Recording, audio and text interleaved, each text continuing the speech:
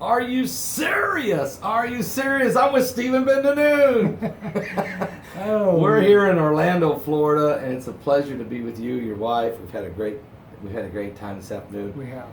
And so, look, let's just get right into it. We've been talking about a lot of things, and I just got off your show, but what's going on in Europe? What's going on with Ukraine and Russia? I mean, how long is this situation going to remain in a state of turmoil? What's your information you have? You know, Pastor Paul, that's a good question as far as how long. You know, knowing how long is really hard to determine right now. The problem is the tensions between eastern Ukraine and that of western Ukraine is not dying down. Is it about the oil? Is it about the pipeline oil? Well, you know, all of that plays a part in it. We have to go back and look at why this happened to begin with. I mean, the Maidan coup, Russia said the CIA was involved in that. They were the ones that toppled it. They actually, in the documentary called The Way Home, or Crimea, The Way Home, Putin actually plays the clip between the U.S. Embassy under Obama's, and I like to say this, under President Obama's administration. It's not under President Trump. No, this Trump's not, it's not his fault this No, happened. not at all. But he was playing this between the U.S. Embassy and that with the Ukrainian military over in Crimea. And they were discussing what they needed to do. There's so much that was happening there, Pastor Paul, and we've really seen a lot of this under Obama's administration, just like in Syria, the destabilizing of the country with coups before to make it look like it's going to be a civil Well, the whole war. Arab Spring. In the year 2011, it started with Tunisia, Egypt, Libya, Yemen, Syria. And then, about the time that all got in a big mess, you know, Russia took Crimea, I understand, in 2014. But you're saying the whole thing was an uprising. He kept calling it the Arab Spring of democracy. There was no democracy in this. It wasn't about democracy. You know, just like with Tunisia. When Tunisia happened, because I was in Washington, D.C., when Obama was president, with his own Secret Service agent that was a friend of mine, and he said to me, this was right after this black woman that had, with her child in the car, crashed the White House gate. I remember that. Shot her. This was right after the black man at the mall in D.C. set himself on fire. Yeah, that was crazy. And he says to me, Pastor Paul, he says, do you think, Steve, they did, like in the case of the woman, she just did it to do it? He said, Stephen, he said, listen. No. He says, we have the technology. We put it in the guy's head to do what he did in Tunisia. And he said it worked. Wow. He said, we wanted an Arab Spring. We wanted an uprising. He said, and in the United States, and he was telling me this. Now, Hillary Clinton's the Secretary of State during this, and she's behind this whole move also. Yes. And he said to me then, he said the whole thing was, he said what happened in D.C., we're trying to get the people the administration was trying to get the people to riot.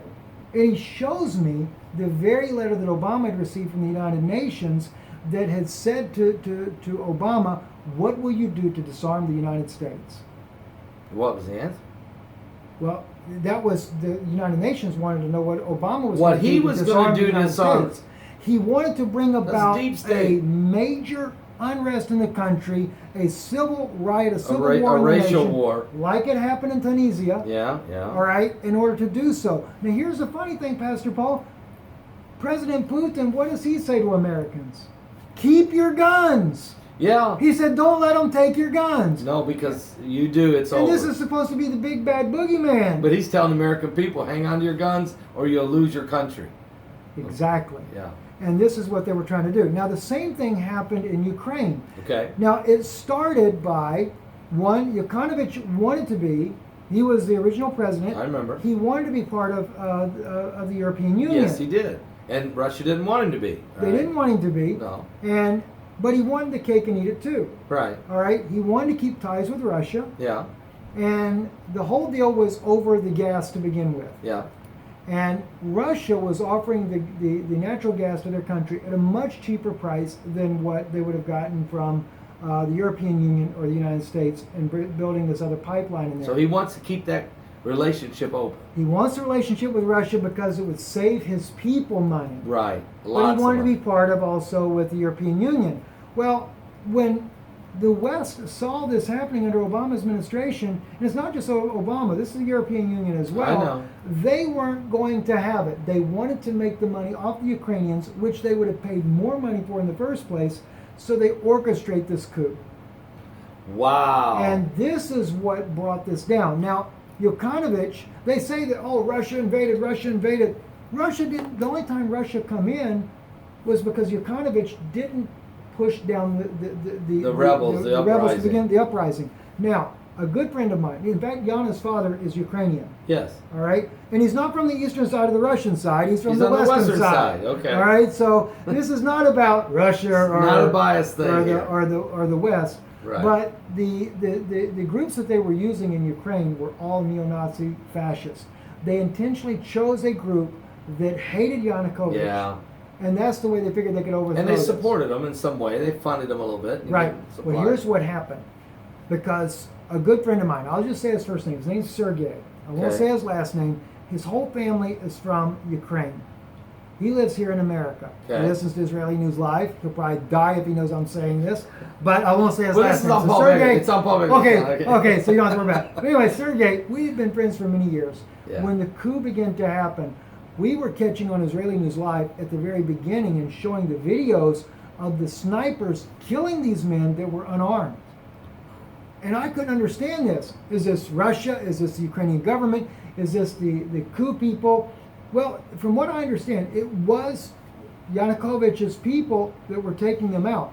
So I contact Sergey. His family is there. His family is not the Russian side either. They're also from the western side. Right. And I said to him, Sergey, I showed him my news clip. I said, why are they killing these innocent civilians? He said, Stephen, I already know this because my family has shared this with me.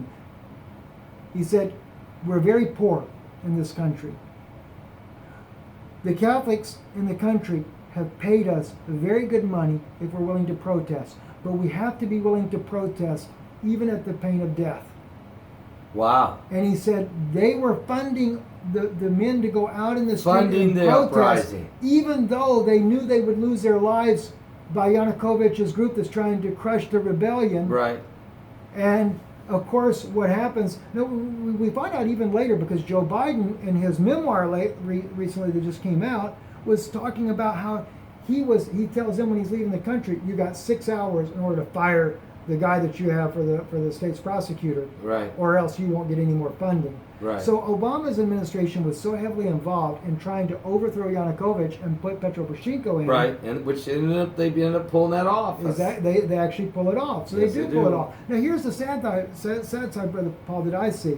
You know, because in the beginning it was not a matter about Eastern or Western, Russian or Nazi side, because not all the people in Western Ukraine are Nazis by no means. Right. There are many of them that are just, we have the They're Jewish just common people there. people. You're right. And Netanyahu was telling the Yeah, Jews, they're get just out trying or to they're survive. going to kill you. Yeah, they're just trying to survive. Right? So, but what happens when I'm looking at what's happening here, the one thing that I noticed that really disturbed me, both the Roman Catholics and the Russian Orthodox, their priests are coming in there and blessing their troops.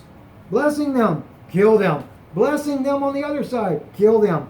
You got two groups You that are can't. supposed to be Christians, Yeah, you can't. and just because, we get like today, you get Baptists don't like the Pentecostals don't like the Baptists, the Catholics don't like the Baptists, back and forth, little Right. squabbles. But normally we can kind of keep it to where, okay, it's You don't just a kill each squabble. other, We don't right. kill each other. No. But here in this situation, they're killing one another, and they're being blessed by the priests, by the Russian side as well as by the Roman Catholic side. So it's a political move to destabilize the Yes, nation. it's destabilize So the nation. Obama, and he got the Nobel Peace Prize, by the way. President Obama did. Wonderful. Jeez. It was the biggest You know joke. It's that. really the biggest joke ever. But he did nothing but destabilize regions. Yes. He destabilized regions, Europe and the Middle East, and the Democrats are calling foul about being involved, the Russians being involved in American elections. Yeah, but and no, what, no, no. what was Obama doing? Right. He was involved With in all Ukraine, of those countries. Israel, Syria. And trying to let's throw face it, overthrow and he them. was also involved in our American. He was the one in the collusion involved Yes. in trying to tear down the Trump campaigns, along with Hillary Clinton and the rest of the dossier and all that's fake. It was a fake move. We know that this is all part of it. So when you look, folks, things that you see on the news is not always what they appear to be. No. There's always somebody. I mean, nobody just rises up and causes trouble if you're living peacefully. And let me say this too, Pastor Paul, for your listeners as well, because on Israeli News Live, because we try to be unbiased, we get called Russian News Live. I get comments that, Steve married a Russian and this is why he stands for Putin. All right. First off, my wife is not Russian. She grew up in the Soviet Union, despised the communism because her family was persecuted because they were Christians. Right. And she was accepted in medical school to be a medical doctor, but when they found out she was not Roman Catholic, she was thrown out. Yeah. So, these are the things. She always despised the Soviet Union because of the oppression they went under. Right. So the last thing is to glorify a country that she's been oppressed by. But the thing is we watched what happened. We've seen every move that Obama was making. When they would bring out in our Western media, Putin is making 40 new ICBMs. Well, the thing is we were filming the trainloads, because we were living in Europe, the trainloads of military tanks that were being taken to the front lines to try to defeat the eastern side, the Russian side of the Ukrainians. And of course, Putin was not going to let Crimea go. No. That was his naval port. But it makes sense. It's 90% of the Crimean people speak Russian. They would rather be under Moscow. Yes. But it's more stable. It's more their culture. It just made sense. And Exactly. strategically, it made a tremendous advantage for Russia to have those ports. And that one I could totally understand that one. Eastern Ukraine, that's a different story. I blame that all on Obama firing that all up, and now we And got this Putin would mess. not accept them being independent for the longest time Right. because he knew that Ukraine should stay Ukraine. The only time when he finally gave way is because the Minsk agreements were never honored. Right now, they have moved 82 brigades over to launch a new attack on that side there.